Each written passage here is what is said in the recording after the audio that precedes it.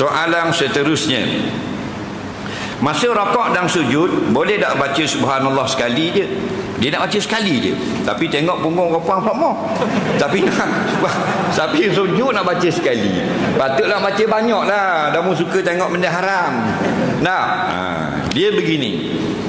Itu bukan rukun semayang, itu sunat semayang. Dan sunat itu sunat hai'ah, baca tasbih dalam rakaat dan sujud.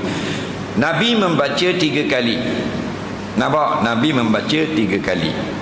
Dan ada riwayat Nabi membaca 2 kali. Dan sekali. Itu semuanya menunjukkan harus. Jadi sekurang yang sempurna 3 kali. Bila kita perlu bergerak cepat, sekali sudah memadai.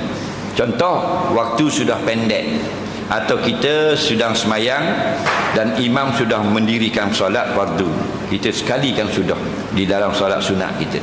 Subhanallah, subhana rabbiyal a'la, dan terus angkat. Tapi kalau kita tak ada apa-apa, 3 kali itu yang terbaik.